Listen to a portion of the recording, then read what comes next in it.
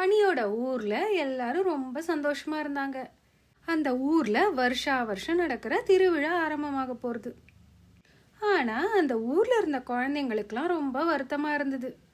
ஏன்னா வருஷா வருஷம் நடக்கிற பப்பட் ஷோ இந்த தடவை நடக்காது.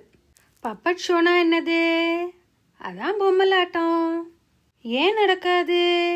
அதை நடத்துறவனுக்கு உடம்பு சரியில்லாம போச்சு. பசங்கள்லாம் ஒருத்தருக்கு ஒருத்தர் பேசிண்டாங்க. எனக்கு அந்த டான்சிங் பப்பெட் பார்க்கறதுக்கு ரொம்ப பிடிக்கும் அப்படின்னு நான் தாரா. ரவியும் ஆமா எனக்கும் அந்த டான்சிங் பப்பெட் ரொம்ப பிடிக்கும் அப்படின்னா. இவங்கெல்லாம் பேசிக்கிறத கேட்டுட்டு கனிக்கு ஒரு யோசனை தோணுச்சு. இந்த தடவை நம்ம அந்த ரெட் ட்ரெஸ் போட்டுண்டு ஒரு பப்பட்டாவே மாறிடுவோம். நம்மளே பப்பட் ஷோ நடத்தி இந்த ஊரில் இருக்கிற குழந்தைங்களெல்லாம் நல்லா சிரிக்க வைப்போம் அப்படின்னு நினச்சான். அவன் போய் அந்த பொம்மலாட்டம் நடத்துகிறவனோட அசிஸ்டண்ட் கிட்ட சொன்னான். நீயே பப்பட் ஷோ நடத்துகிறேன்னு சொல்லு. நீ வெறும் கர்ட்டனை திறந்து விடு, அப்புறம் என்ன நடக்குதுன்னு நீயே பாரு அப்படின்னு சொல்லிட்டு போயிட்டான். அந்த பொம்மலாட்டக்காரனோட அசிஸ்டண்ட்டும் பப்பட் ஷோ நடக்க போகுது அப்படின்னு எல்லாருக்கும் சொல்லிட்டான். எல்லா பசங்களும் அந்த இடத்துக்கு வந்துட்டாங்க. கனி உடனே ரெட் ட்ரெஸ்ஸை போட்டுண்டு என்னை ஒரு பப்பட்டா மாத்திடு அப்படின்னு சொன்னான்.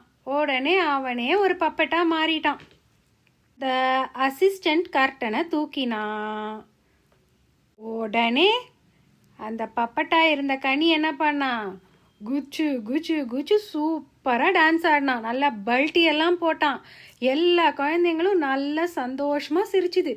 எல்லா வருஷத்தோடையும் இந்த வருஷம் பப்பட் ஷோ ரொம்ப சூப்பர் அப்படின்னுங்க எல்லாரும்.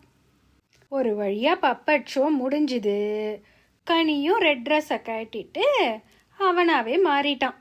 கனி என்ன நினச்சானா, எல்லாரும் சிரிக்கிறத பார்த்து எவ்வளோ சந்தோஷமா இருக்கு, மற்றவங்கள சந்தோஷமா வச்சுக்கிறது கூட சூப்பர் மேஜிக் தான் அப்படின்னு நினைச்சிட்டு சந்தோஷமா இருந்தான். மறக்காம நம்ம சேனலுக்கு சப்ஸ்கிரைப் பண்ணிக்கோங்க. அடுத்த கதையில பார்க்கலாம்.